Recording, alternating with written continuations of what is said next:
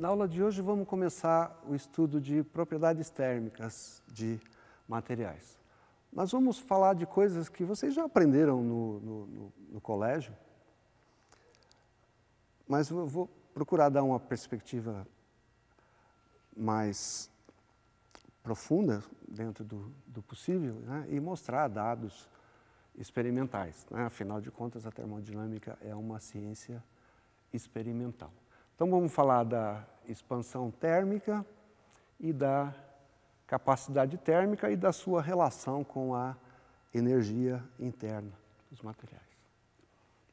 Bom, expansão térmica, quando a gente fala de sólidos, né, a gente já viu, o aquecimento provoca deformação nos sólidos, né, normalmente uma expansão, né?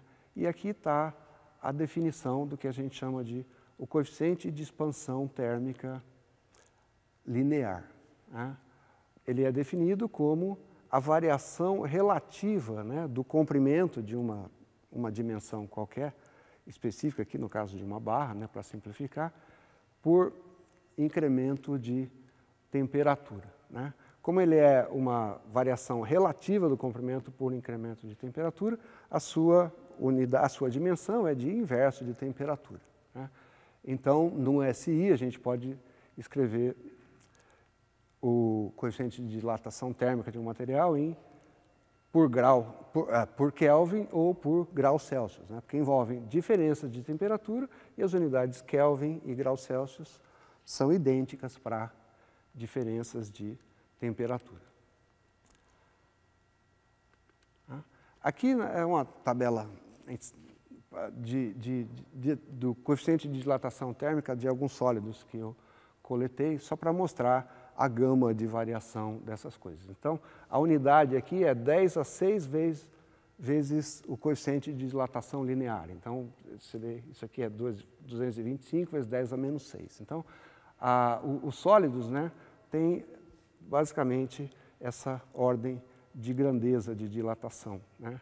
Os polímeros, né, essas coisas, têm um coeficiente de dilatação grande, os metais têm um coeficiente de dilatação menor, até você chegar em coisas como o vidro, o silício, o diamante, o quartzo, né, que é um tipo de vidro, né, que tem um coeficiente de dilatação muito pouco, né, muito pequeno, certo? Da ordem de 10 a menos 6, ou seja, uma parte por milhão por grau Celsius.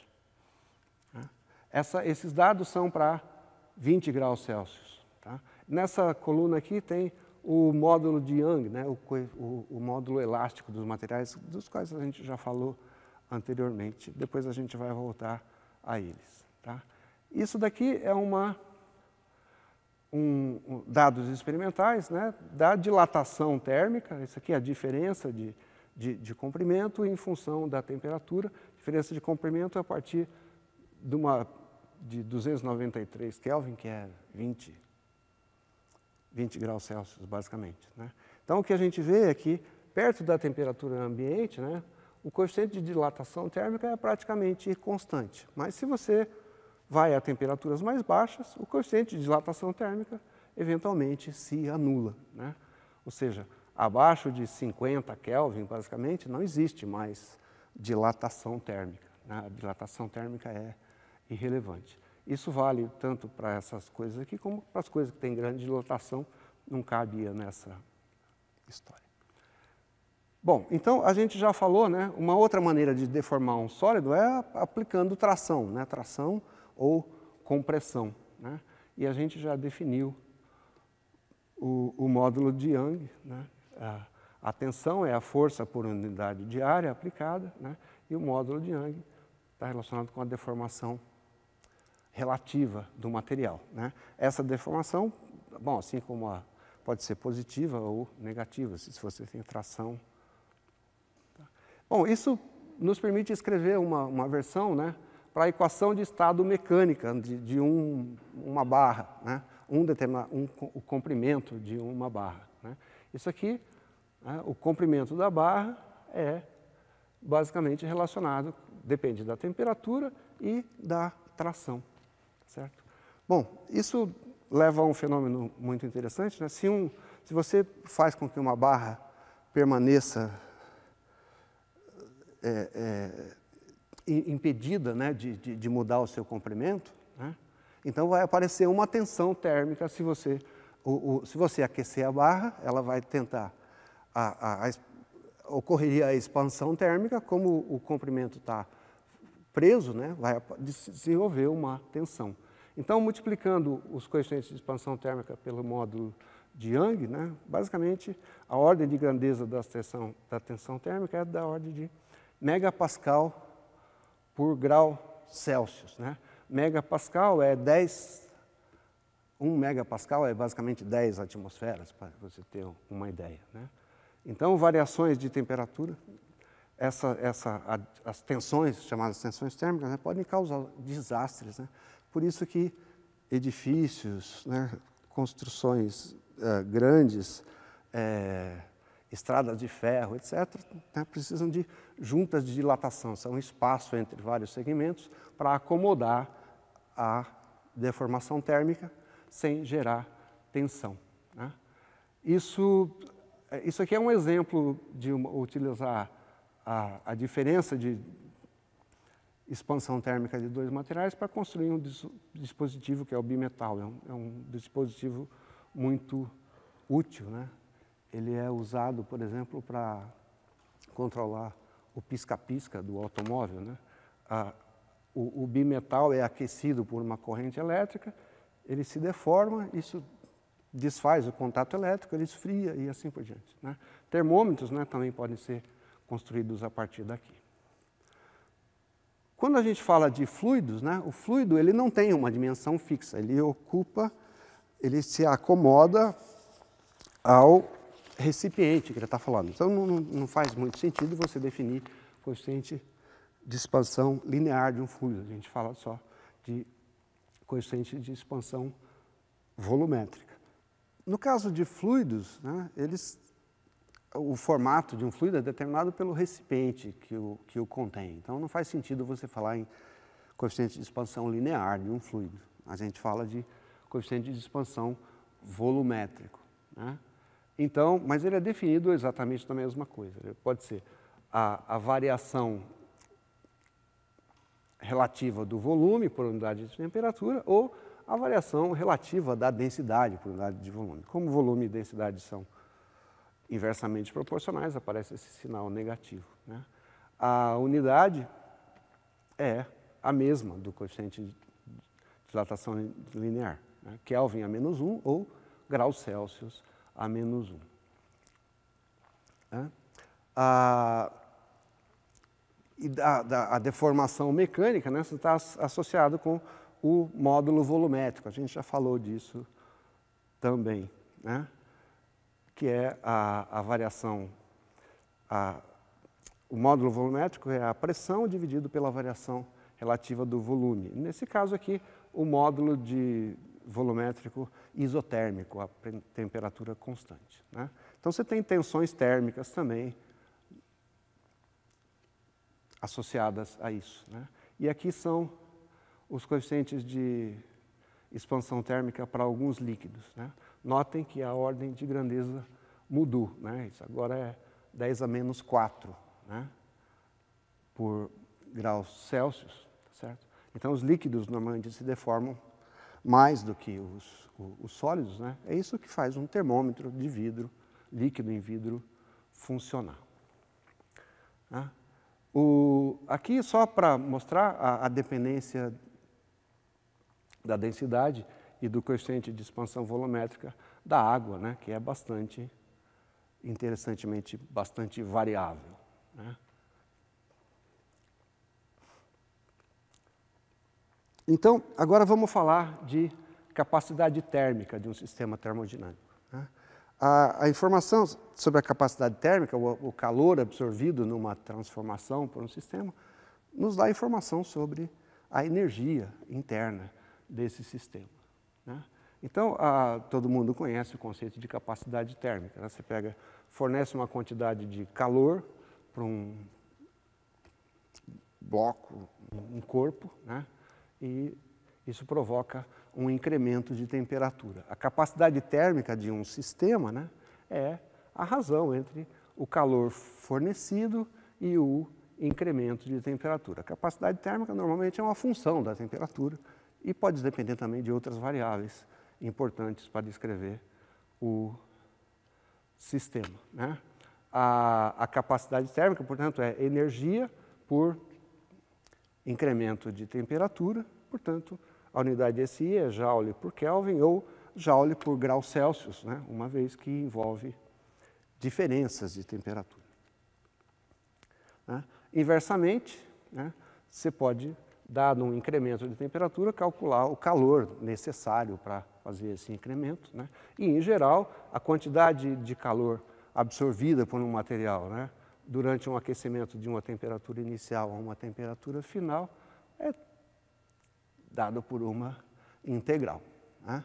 Se a capacidade térmica for constante no intervalo de temperatura, a integral é simplesmente a capacidade térmica vezes o intervalo de temperatura, a diferença de temperatura, né? Para substâncias puras, né, a gente define o calor específico, né? Basicamente, a capacidade térmica é uma grandeza extensiva, né? Ela depende do tamanho do sistema. Se você dobra o sistema, a capacidade térmica aumenta, né? Então, as grandezas intensivas, né, são a capacidade térmica por unidade de substância. Então, se usa o calor específico, normalmente, a palavra específico, né, é usada como por unidade de massa, né? Então, o calor específico é Joule por Kelvin por quilograma, né? Ou Joule por grau Celsius por quilograma. E em termodinâmica é importante também quantificar a matéria, né, pelo molarmente falando, né? Então, a capacidade térmica molar é a capacidade térmica pela quantidade molar de matéria, né? A gente não distingue não usa símbolos diferentes para essas duas coisas, né? Elas são distinguidas pela sua unidade, né? A capacidade térmica molar é Joule por Kelvin por mol de substância. Bom, então vamos ver a relação entre a capacidade térmica e a energia, né? A gente já falou da primeira lei da termodinâmica na aula passada, né? A energia, ela varia pelo recebimento de calor ou por recebimento de trabalho, né? A energia interna de um sistema é uma função de estado. A gente vai elaborar sobre isso mais para frente, né? Então, aqui, né, são ΔQ e ΔW são energias adicionadas ao sistema. Obviamente, se a energia é retirada, né, a quantidade algébrica ΔQ vai ser negativa. Tá certo?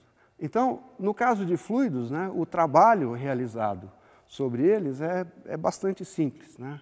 O trabalho é simplesmente, trabalho mecânico, né, é força vezes deslocamento, né?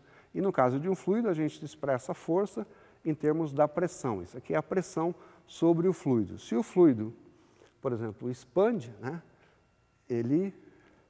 a pressão exerce uma força contrária à expansão. Então, o trabalho, né, é menos a pressão vezes o incremento de volume do fluido, né?